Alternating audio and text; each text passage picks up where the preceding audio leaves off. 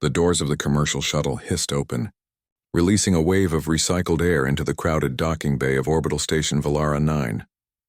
Captain Daewon Kim stepped through, his worn military boots making soft thuds against the metal floor. He carried a single duffel bag over his shoulder, the fabric faded and patched in several places. His uniform told a story of its own. The dark blue cloth of the Terran Defense Corps had seen better days, with the insignia on his chest barely visible after years of wear. Daewon walked with a noticeable limp, favoring his left leg as he made his way through the station's Grand Transit Lounge. Around him, dozens of alien species moved about their business. Tall, elegant Veltharians with their forearms gestured dramatically as they negotiated trade deals. Short, furry Floraxians scurried between the legs of larger beings, their high-pitched voices filling the air. Massive Krovenites, their rocky skin glinting under the artificial lights, moved slowly but purposefully toward their destinations. The human captain drew a few glances, but mostly indifference. Humans were common enough in Coalition space these days, though they were still considered newcomers by most elder species. Daewon preferred it that way, being unremarkable, being overlooked. He had paid for a simple transport ticket to the Outer Rim colonies, where he planned to spend his retirement in peace. The boarding announcement for Shuttle 47B echoed through the lounge. Daewon joined the line of passengers, his military-issued identification card in hand. The attendant, a nervous Floraxian with bright green fur, scanned his ticket without looking up. "Seat 23C, sir. Welcome aboard," the attendant squeaked. Daewon nodded and entered the shuttle. The interior was typical of commercial transports. Rows of seats designed to accommodate various body types, storage compartments above, and the faint smell of cleaning chemicals mixed with the distinct odors of multiple species.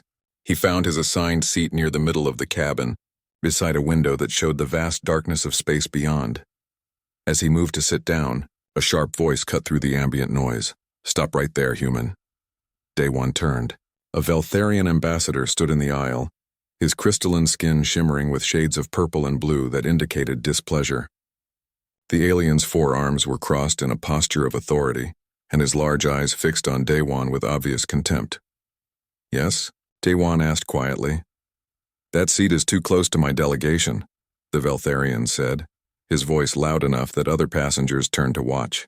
"I am Ambassador Kormal of the Veltharian High Council. I cannot have a primitive human warrior sitting near civilized beings during important diplomatic travel." Daewon glanced at his ticket, then at the seat. "This is my assigned seat." "I don't care about your assignment," Kormal said, waving one hand dismissively. "Humans may be part of the Coalition, but that doesn't mean we must tolerate your presence in close quarters. You will find another place to sit."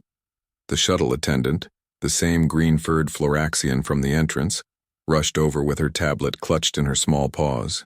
Her ears were flat against her head, a sign of distress in her species. "Captain Kim, sir," she said, her voice apologetic and quiet. "Perhaps we could find you an alternative seat, to avoid any conflict." Daewon looked at the attendant. Her large eyes were pleading. She was just trying to do her job and keep the peace. Around them, other passengers watched with various expressions. A wealthy Krovenite merchant in an expensive suit seemed amused by the situation.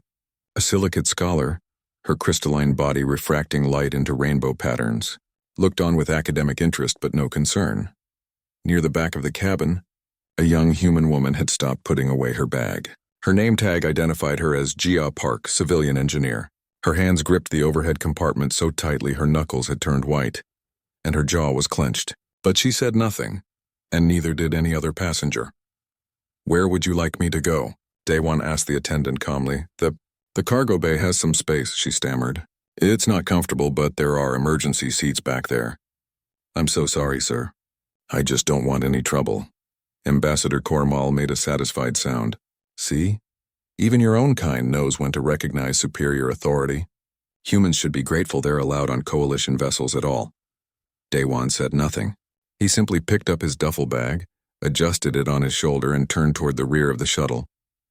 His limp seemed more pronounced as he walked down the aisle, past the staring faces of aliens who had already judged him and found him lacking. "That's right. Run along," the Krovenite merchant called out, laughing. Humans always were good at knowing their place. The cargo bay was located through a pressure door at the very back of the passenger cabin. It was dimly lit, with most of the illumination coming from status lights on various storage containers.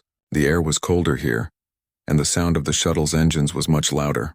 There were indeed emergency seats, simple fold-down benches attached to the wall, designed for crew members or security personnel, not passengers. Day One set his bag down and lowered himself onto one of the benches. The metal was cold even through his uniform. He leaned back against the wall and closed his eyes, trying to find a comfortable position for his bad leg. In the passenger cabin, Gia Park had finally put her bag away and taken her seat. Her hands were shaking with suppressed anger. She pulled out her datapad, not for entertainment but because she couldn't stop thinking about what had just happened. Without fully understanding why, she accessed the station's public records database and typed in a name. Dae-Won Kim. Back in the cargo bay, Dae-Won sat in the darkness among the crates and containers. His breathing was slow and steady, the result of years of meditation training designed to manage stress and pain. But as he sat there in the cold and the dark, fragments of memory began to surface unbidden. The sound of plasma fire, echoing through corridors, the screams of civilians as transport ships tried to escape burning colonies, the feeling of holding a defensive position long after reinforcements should have arrived, the faces of soldiers who never made it home. Dae-Won opened his eyes and stared at the metal wall across from him. He had chosen a quiet life after the war precisely to avoid moments like this, moments where his past threatened to surface, where the person he had been might emerge from the person he was trying to become. In the passenger cabin, Ambassador Kormal settled into his seat with satisfaction. He began speaking loudly to his aides about the natural order of species, about how humans were tolerated in the coalition only because of their numbers and their desperation, certainly not because of any merit or achievement. The shuttle's engines hummed to life. The pilot's voice came over the intercom, announcing their departure and estimated travel time to the outer rim. Passengers settled in for the journey, most of them already forgetting about the human soldier who had been sent to sit with the cargo. Only Gia Park continued staring at her datapad, where a military file was slowly loading. Her eyes grew wider with each line she read, and her face went pale as the truth began to reveal itself. The shuttle glided smoothly through the darkness of space, its engines producing a constant low hum that most passengers had already tuned out. In the main cabin, conversations had resumed their normal volume and rhythm. The incident with the human soldier was already forgotten by most, just another minor drama in the countless interactions between species that occurred daily throughout coalition space. Ambassador Kormal had made himself comfortable in his seat, surrounded by 3 aides who hung on his every word. His voice carried clearly through the cabin as he held court, discussing matters of galactic importance with the self-assurance of someone who had never been truly challenged. The problem with humans, he said, adjusting his position so his forearms could gesture more expressively, is that they simply don't understand their place in the natural order. They've been part of the coalition for what, 30 years? Barely a moment in galactic terms. My people have been civilized for over 10,000 years. One of his aides, a younger Veltharian with pale blue skin, nodded enthusiastically. They're so aggressive too, always pushing for expansion, for resources, for recognition. The Crovanite merchant sitting across the aisle leaned over, his rocky features arranged in what might have been a smile. I do business with human colonies sometimes. They're always requesting aid, always asking for better trade terms. No pride at all. They take whatever they can get. Desperation, Kormal said with a dismissive wave. That's all it is. They came crawling to the coalition because they couldn't survive on their own. The galaxy is a dangerous place for species without proper cultural development or technological sophistication. A few seats away, Gia Park kept her eyes fixed on her datapad, but her jaw muscles were working overtime. She had stopped trying to read for pleasure hours ago. Instead, she had fallen down a research hole, and what she was finding made her stomach twist with a mixture of emotions she couldn't quite name. The public military database had limited information. Most of Captain Dae-Won Kim's service record was classified or redacted, but what remained was enough to paint a picture that contradicted everything Ambassador Kormal was saying. Service period: First Contact War, Law No. 2098 Unit Terran Defense Corps, Special Operations Division Theater of Operations. Krell Nebula, Arcturus Sector. Redacted rank, Captain, field promotion from Lieutenant. Status, retired with honors. Below that, there was a list of commendations.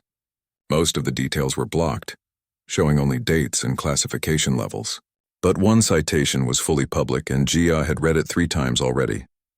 For extraordinary valor in the defense of species survival during the Battle of Arcturus Gate. Captain, Kim's actions directly resulted in the successful evacuation of civilian populations and the preservation of strategic coalition interests. Species survival. The words echoed in Gia's mind. What did that mean? She had been a child during the First Contact War, living on Earth with her parents. She remembered the fear, the news broadcasts with their endless casualty numbers, the way adults spoke in hushed voices about whether humanity would survive. But the details had always been vague, sanitized for young minds.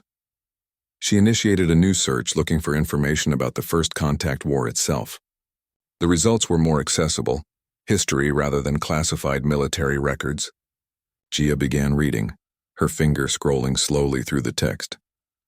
In 2195, humanity made official first contact with the Galactic Coalition. But before diplomatic relations could be established, the Krell Imperium, an aggressive empire that saw humans as perfect slave stock, attacked Earth's outer colonies with overwhelming force. Humanity, newly spacefaring and technologically inferior, faced total extinction within months. Gia felt cold. She had known the war was bad, but somehow she had never fully grasped how close they had come to disappearing entirely. The Krell believed humans would be easy prey, numerous, adaptable, and completely unprotected by any major power. They attacked with an empire's worth of resources, expecting to conquer humanity within weeks. But humans fought back with a ferocity that stunned the galaxy. Outnumbered and outgunned, human soldiers turned every colony, every station, every ship into a potential battleground. They refused to surrender even when defeat seemed certain. They developed new tactics, new strategies, new ways of fighting that the Krell had never encountered. Another drink, miss? A service drone hovered beside Gia's seat, its mechanical voice polite and cheerful. No, thank you, she whispered, not looking up from her screen. She found a reference to the Ghost Battalion, a special operations unit that conducted impossible missions behind enemy lines. There were no names listed, no details about membership or operations. Just a brief mention that this unit was credited with turning the tide of the war through actions that remained classified for the security of Terran, interests and coalition stability. Gia's hands were trembling now. She looked toward the back of the shuttle, toward the pressure door that led to the cargo bay where Captain Daewon Kim sat alone in the cold and the dark. Had he been part of that unit? Was that why his records were so heavily redacted? In the front of the cabin, Ambassador Kormal was still talking. Cultural refinement takes millennia to develop. Humans lack the philosophical depth, the artistic tradition, the spiritual sophistication that mark truly advanced species. They're technicians at best, good with their hands but lacking in higher thought.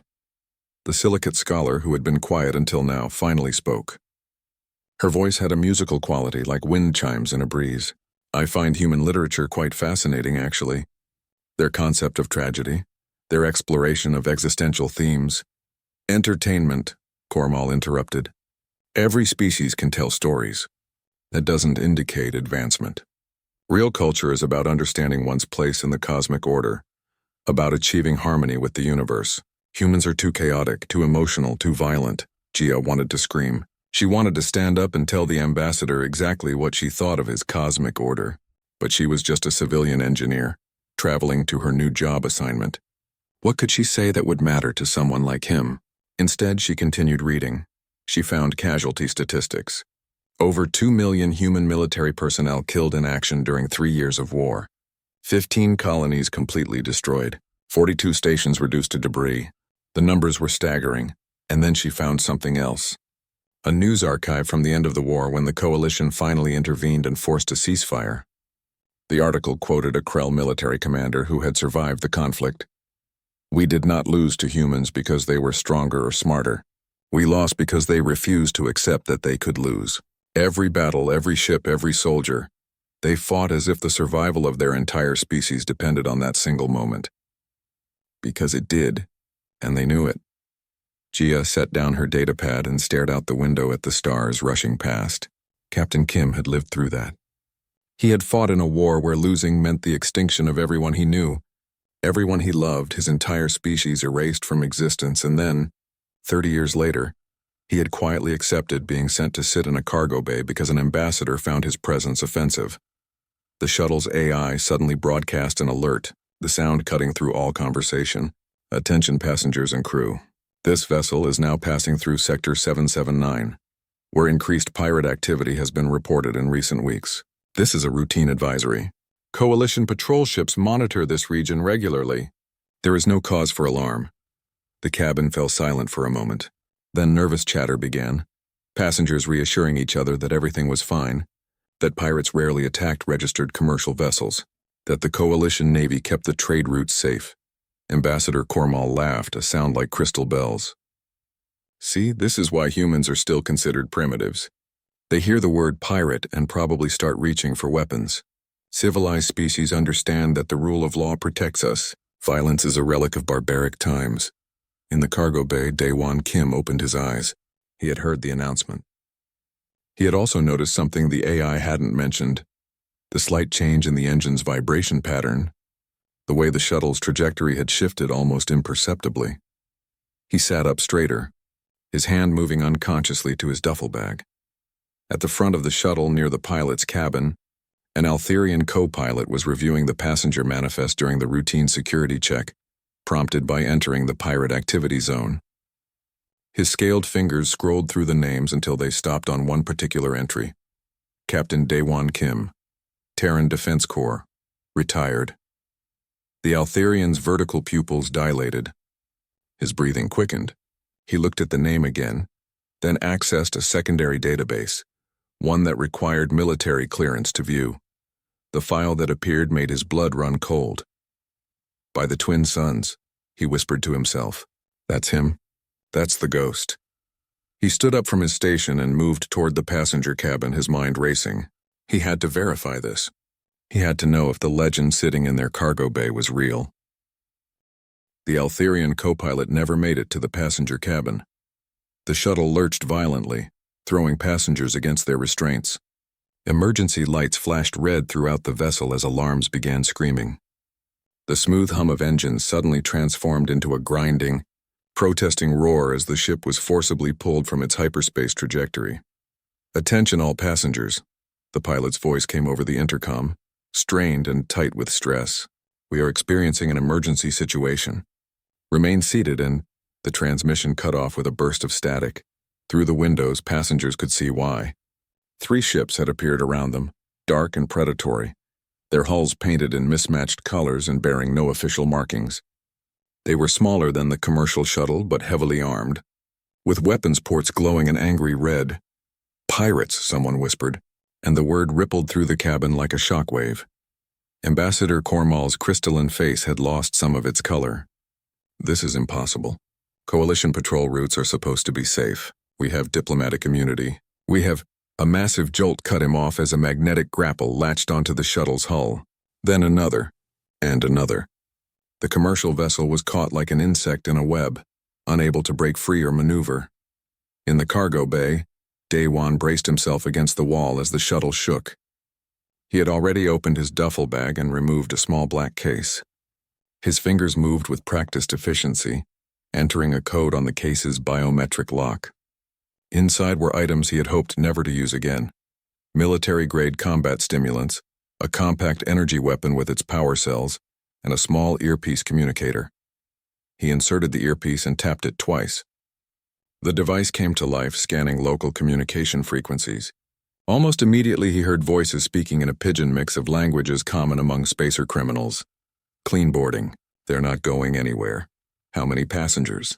Manifest says 47 mixed species. Good haul. Remember, no permanent damage to the premium species. Veltharians and silicates fetch high. Prices if they're undamaged. D1's jaw tightened. Slavers. These weren't just pirates looking for cargo, they were hunting sentient beings. Through the cargo bay's small porthole, he watched as boarding tubes extended from the pirate vessels, attaching to the shuttle's airlocks like mechanical tentacles. He counted 12 figures moving through the tubes, a mix of species, all armed, all wearing the mismatched armor and weapons typical of the Ragcore Syndicate. In the passenger cabin, panic had set in. The Crovenite merchant was shouting into his communicator, demanding protection from his corporate security forces. The silicate scholar sat frozen, her crystalline body refracting the emergency lights into fractured rainbows. Gia Park had grabbed the armrests of her seat so tightly that her knuckles had gone white. The main airlock hissed open with a sound like tearing metal. Pirates flooded in, weapons raised, shouting commands in multiple languages. Nobody move. Hands where we can see them. Any heroes die first? Cooperate and you might survive. The leader pushed through his crew to the center of the cabin. He was a draconite, a massive reptilian species with natural armor plating and considerable strength. A long scar ran down the left side of his face, and his eyes held the cold calculation of someone who saw passengers as inventory rather than people.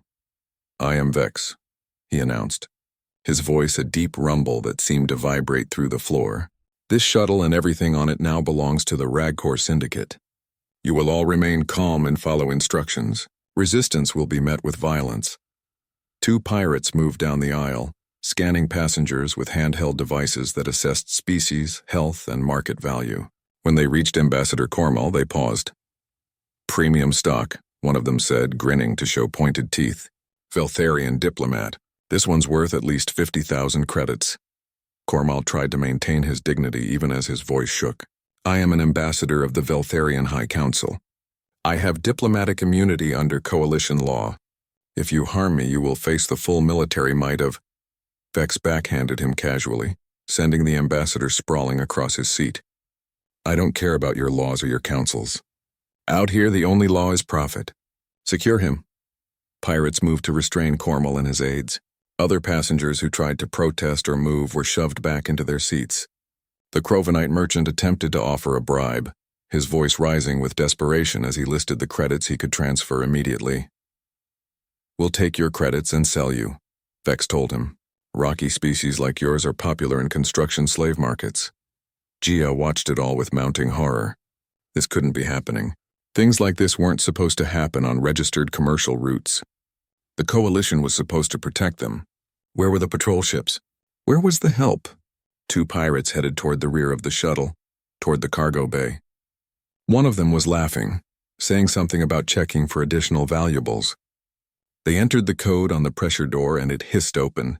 The cargo bay was dark and cold. Their flashlights swept across storage containers and emergency equipment until the beams found a figure sitting calmly on one of the fold-down benches. Day-Wan looked up at them without expression. Well, one pirate said, a Grothian with mottled green skin. What do we have here? A passenger playing hide-and-seek? His companion, a Vaxian with too many limbs, spotted the faded insignia on Day-Wan's uniform and laughed. Look at this. A human soldier. One of those Terran Defense Corps relics. They let you on the shuttle, old man? Actually, Day-Wan said quietly, I paid for a seat in the passenger cabin. But there was a disagreement about where I should sit. The Grothian pirate kicked Day-Wan's bad leg, the one he had been limping on earlier. It was a casual cruelty meant to establish dominance. Day-Wan didn't even flinch. He simply looked up at them with eyes that seemed older than they should be. How many of you are there? He asked. The question was so unexpected that both pirates paused. Then they laughed again, louder this time. 12 of us, old man, the Vaxian said. More than enough to handle one broken-down soldier and a shuttle full of soft civilians. Why? You planning to file a complaint?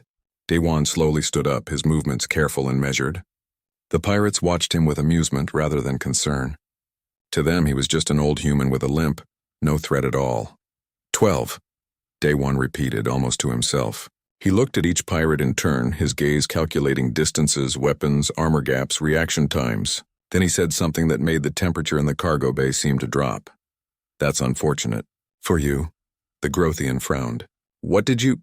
He never finished the sentence. Day-Wan moved. What happened next occurred so fast that if the shuttle's security cameras had been recording, the footage would need to be slowed down frame by frame to follow the action. His hand shot out, striking the Grothian's wrist at a precise angle that made the pirate's fingers spasm and release his weapon. In the same motion, Day-Wan caught the falling gun, spun it around, and fired a stun blast into the Vaxian's center mass. The whole sequence took less than 2 seconds. The Grothian tried to shout a warning, reaching for a backup weapon with his other hand. Day-Wan stepped inside his reach, used the pirate's own momentum to throw him against a storage container, and delivered a precise strike to a nerve cluster that left the Grothian unconscious before he hit the floor. 2 pirates down. 10 to go. Day-Wan quickly searched them, taking their weapons and communication devices. He could hear confusion on their comm channel. The other pirates had heard the stun blast and were trying to figure out what was happening. Groth? Vax, report! Probably shot each other playing with their guns, someone said, laughing. Check it out. And bring me whatever cargo they found. Day-Wan moved to the pressure door and waited. The limp was completely gone now. His posture had changed from that of a tired old man to something else entirely, something predatory and focused. His breathing was controlled, his movements economical. This was muscle memory built over years of combat, patterns worn so deep they never truly faded. The pressure door began to open. 3 more pirates entered the cargo bay, weapons raised. They found their unconscious companions, but no sign of the human soldier who had been sitting there moments before. Day-Wan had moved into the shadows behind a stack of containers, using the dim lighting and their own flashlight beams against them. Where did he? The emergency lights suddenly went out completely. Day-Wan had found the manual override and plunged the cargo bay into total darkness. What followed was a masterclass in close-quarters combat. The pirates had weapons, armor, and numbers. But Day-Wan had something they didn't. Decades of experience fighting in conditions exactly like this, against opponents who had every advantage except one. He had fought for species survival. They were just fighting for profit. In the darkness, sounds of impact echoed. Brief flashes from energy weapons illuminated confused faces. Pirates swung at shadows and hit each other. Day-Wan moved through them like smoke, targeting weak points. Disarming, disabling, always moving, never where they expected. In the passenger cabin, Vex heard the commotion over his comm channel and swore. "What's going on back there?" Only static answered him. He grabbed his weapon and headed toward the rear of the shuttle, leaving his crew to guard the passengers. As he approached the pressure door, it suddenly flew open. Day-Wan Vex roared and charged forward, his massive draconite frame filling the corridor. He was a seasoned fighter, enhanced with illegal military augmentation and wielding plasma blades that hummed with lethal energy. At over 200 kilograms of muscle and natural armor plating, he had crushed dozens of opponents in his career as a pirate lord. But Day-Wan didn't try to match his strength. That wasn't how humans fought. As Vex swung his plasma blade in a deadly arc, Day-Wan simply wasn't there. He had already dropped low, rolling beneath the strike with a speed that shouldn't have been possible for someone who had been limping an hour earlier. The blade carved through the air where Day-Wan's head had been, scoring a black line across the metal wall. Day-Wan came up behind Vex and fired twice with the captured energy weapon. The shots hit the Draconite's back armor and dissipated. The plating was too thick. But that had been the point. Vex spun around, off balance and angry, exactly where Day-Wan wanted him. The human captain kicked hard at Vex's knee joint, one of the few vulnerable spots in Draconite anatomy. The pirate lord stumbled, and Day-Wan was already moving again, using the corridor walls to launch himself at different angles, making it impossible for Vex to land a solid hit. In the passenger cabin, the remaining pirates heard their leader's enraged roars. 2 of them abandoned their posts and ran toward the rear, weapons ready. They found their boss locked in combat with a single human who moved like water, flowing, adapting, impossible to pin down. "Help me kill this," Vex started to shout. Day-Wan grabbed an overhead storage compartment and swung himself up, his boots connecting with one pirate's face. As he dropped back down, he grabbed that pirate's weapon and used it to parry an attack from the second, then delivered a strike to that pirate's weapon arm that left it hanging useless. But the distraction cost him. Vex's plasma blade caught his side, burning through uniform and skin. Pain flared hot and sharp, but Day-Wan's expression barely changed. Pain was old companion, familiar territory. He had learned long ago how to function through it, how to turn it into fuel rather than let it slow him down. He ducked under another swing from Vex and ran toward the passenger cabin, not retreating, advancing into more dangerous territory, but on his terms. The pirates guarding the passengers saw him coming and opened fire. Energy bolts filled the corridor. and Day One moved through them with a combination of speed and calculated risk. One bolt grazed his shoulder. Another missed by centimeters. A third would have hit him square in the chest if he hadn't twisted at the last possible moment, feeling the heat of it pass by. Then he was in the cabin, and the close quarters became an advantage. The pirates couldn't fire freely without risk of hitting passengers. Day One could. He used seats and overhead compartments as cover, moving in unpredictable patterns while taking precise shots at pirates. He aimed for weapons, for hands, for the weak points in armor that he had learned to recognize during years of fighting dozens of different species. Gia Park watched in stunned silence as the limping, quiet man she had seen accept humiliation without protest transformed into something she didn't have words for.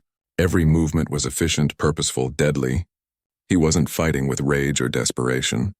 He was fighting with the cold precision of someone who had done this thousands of times before. A pirate near her position tried to use her as a shield, grabbing her arm and pulling her up. Before she could even scream, Day One's weapon fired with perfect accuracy. The energy bolt hit the pirate's hand, making him release her instantly. Day One was there in the next moment, delivering a strike that left the pirate unconscious at Gia's feet. "Stay down," he told her quietly, then moved on to the next threat. Ambassador Kormal was pressed against his seat, his forearms wrapped around himself.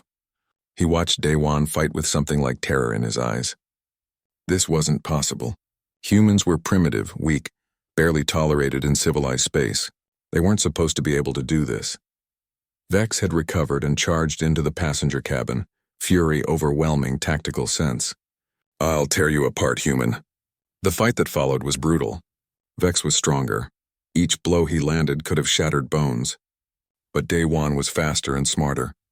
He used the environment, using luggage compartments to block attacks, using the seats to control Vex's movement, using every advantage he could create or exploit. A human child, maybe 7 years old, was crying in one of the seats. Her parents were trying to shield her, but a falling pirate's weapon skittered across the floor toward them. Vex saw it and lunged, meaning to use the family as hostages. Day One intercepted him. This time he didn't dodge or deflect. He met Vex head-on, grabbing the Draconite's blade arm with both hands and using every bit of strength and technique he possessed to redirect the momentum. It was a move that would have been impossible for most humans. But Day One had been using the combat stimulants from his bag, old military tech that pushed human physiology to its absolute limits. The blade came down, but not where Vex intended.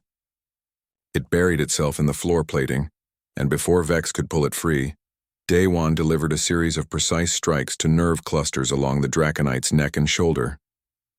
The techniques were classified military knowledge, developed specifically for fighting armored species at close range. Vex roared in pain and fury, but his grip weakened. Day One swept his legs, another move that shouldn't have worked against someone so massive, but leverage and timing made possible what strength alone could not. The pirate lord went down hard, and Day One secured him with restraint cables taken from one of the other pirates. The cabin fell silent except for heavy breathing and quiet sobbing. Of the 12 pirates who had boarded the shuttle, 9 were unconscious or restrained. 2 more were stumbling toward the airlocks, clearly deciding that profit wasn't worth whatever this human was. The last pirate, a young Floraxian barely out of adolescence, dropped his weapon and raised his paws in surrender. I yield. Don't hurt me." Day One lowered his weapon and nodded toward the airlock. "Leave. Tell your syndicate what happened here. Tell them to remember it." The young pirate fled, followed by his 2 conscious companions. They practically threw themselves through the boarding tube, and moments later the magnetic grapples released. The pirate ships pulled away rapidly, their engines flaring as they jumped to hyperspace without regard for proper exit protocols. Only then did Day One allow himself to lean against one of the seatbacks. Blood was soaking through his uniform in several places. The combat stimulants would wear off soon, and when they did, the pain would be considerable. But everyone was safe. The pirates were gone or restrained. The mission, because that's what it had become the moment innocents were threatened, was complete. He looked around the cabin. Passengers stared at him with expressions ranging from shock to awe to fear. The Crovanite merchant who had laughed at him earlier couldn't meet his eyes. The silicate scholar was absolutely still, her internal light pulsing rapidly in what might have been amazement or alarm. Ambassador Kormal sat in his seat, his crystalline face ashen. His 4 hands were shaking visibly. Gia Park stood up slowly. Her legs were unsteady, but she moved toward Daewon. "You're hurt. We need to—" "I'm fine," he said quietly, though that clearly wasn't true. "Is anyone injured? Did the pirates hurt anyone?" Several passengers shook their heads. A few were crying, but they were tears of relief rather than pain. The child he had protected peeked out from behind her parents, her eyes wide. The shuttle's pilot emerged from the cockpit, looking shaken. "Sir, I don't know what to say. You saved us all. The Coalition Navy is en route. They picked up our distress signal, but they wouldn't have arrived in time if you hadn't—" "It's fine," Daewon said again. He moved toward the rear of the shuttle, toward the cargo bay where his duffel bag still sat. "I should return to—" "No," the voice was firm, commanding. The Altherian co-pilot had finally made it to the passenger cabin, and he was looking at Daewon with something like reverence in his scaled features. "Captain Kim, you will not be returning to the cargo bay, and everyone on this shuttle needs to understand exactly who they're traveling with." Daewon closed his eyes briefly. He had hoped to avoid this. The quiet retirement, the anonymous life, that had been the plan. But the co-pilot had clearly seen his military records, and from the expression on his face he knew more than just the basics. "Please," Daewon said softly. "That's not necessary." "Yes, it is," the Altherian replied. He turned to face the other passengers, his voice carrying clearly. "Do you know who this human is? Do you understand what you just witnessed?" The cabin was silent. "This is Captain Daewon Kim," the Altherian continued. "And if you know anything about the First Contact War, if you know anything about how humanity survived when they should have been destroyed, then you need to hear about the Ghost Battalion. You need to hear about the Battle of Arcturus Gate. You need to hear the truth." Daewon leaned more heavily against the seat, feeling the adrenaline beginning to fade. His side throbbed where the plasma blade had burned him, and he could feel at least 3 other injuries competing for attention.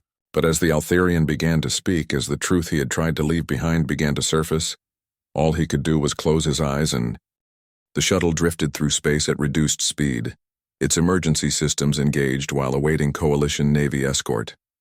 In the passenger cabin, nobody spoke as the Altherian co-pilot stood before them, his scaled hands clasped together. His name was Velshon, and his voice carried the weight of someone who understood what he was about to reveal.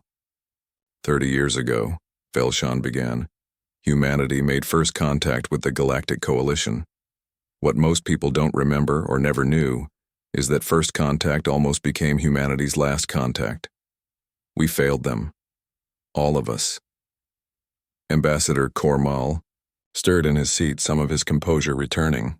"The Coalition has protocols for integrating new species. It's not our fault if—" "We left them to die," Velshon interrupted, his voice sharp. "The Krell Imperium saw humans as perfect slaves, numerous, adaptable, intelligent enough to be useful, but technologically weak enough to be conquered easily. The Krell attacked with the full might of an empire, and we in the Coalition watched it happen while we debated jurisdiction and political ramifications."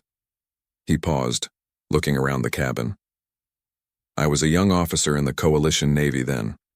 I saw the intelligence reports. Human colonies burning. Millions killed in the first weeks. Earth itself preparing for invasion, knowing they couldn't stop it. The projections gave humanity 3 months before total collapse." Gia Park felt cold. She had been 5 years old when the war started. She remembered hiding in shelters, remembered her mother crying while listening to news broadcasts, remembered not understanding why everyone was so afraid. "But humans didn't collapse," Velshon continued. "They fought. And they fought in ways the Krell, in ways any of us had never seen before. The Krell expected a traditional war. Fleets against fleets, armies against armies, with the stronger side winning through superior force.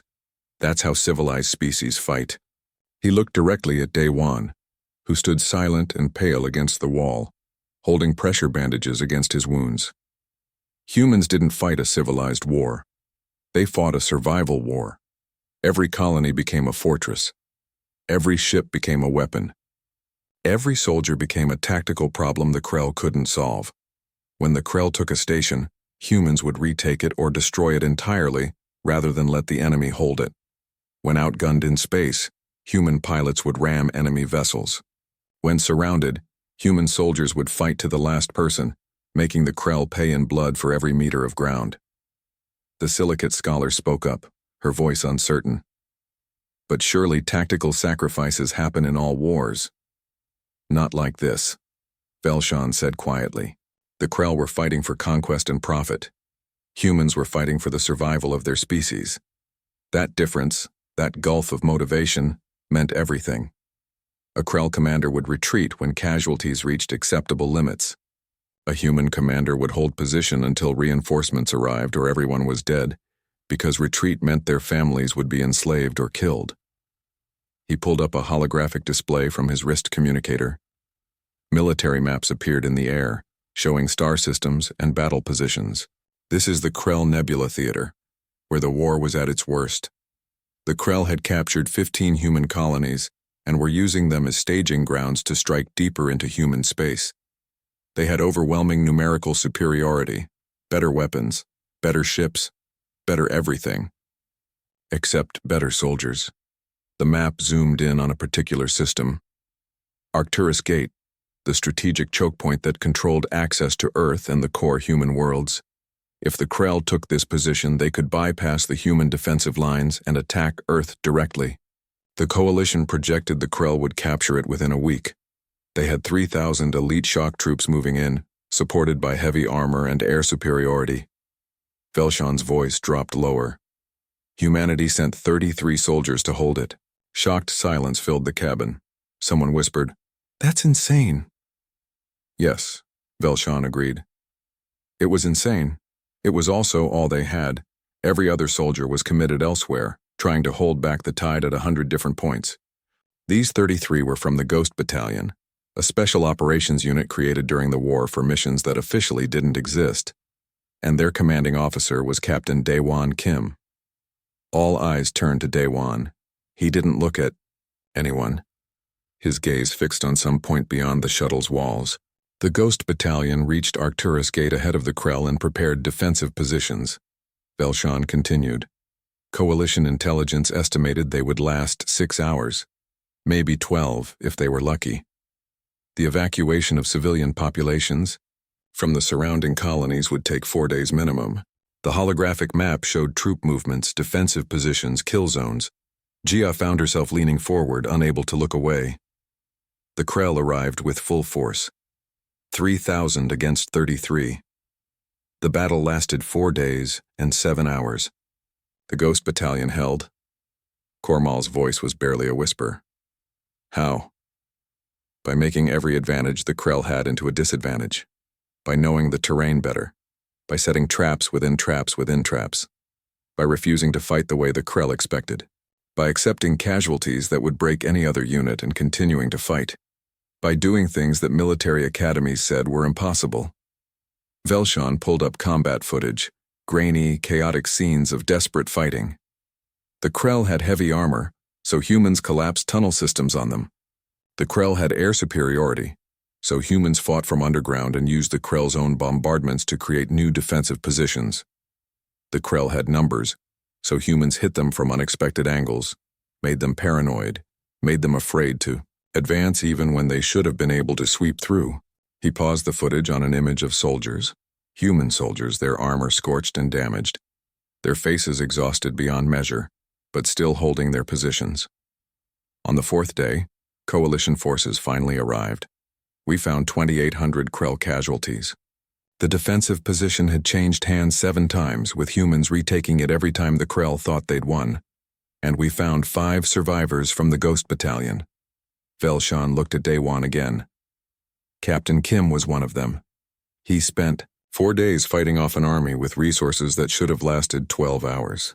He coordinated the defense while wounded multiple times. He personally led 3 counterattacks to retake key positions, and when Coalition forces finally arrived, his first words were asking if the civilian evacuations were complete. Gia felt tears on her face. Around the cabin, other passengers sat in stunned silence, trying to process what they were hearing. The Ghost Battalion's stand at Arcturus Gate became the turning point of the war, Velshan said. It proved to the Krell that humans would never surrender.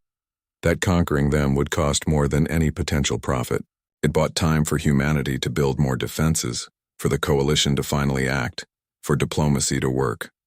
5 months later, the war ended with a ceasefire. Humanity survived. He gestured to Day-Wan. This man fought in dozens of operations like Arcturus Gate. He has 17 medals for valor, 43 confirmed combat actions, and he saved over 10,000 lives during his service. But after the war, he requested all publicity be suppressed. He wanted to return to civilian life quietly. He never wanted to be treated as a hero.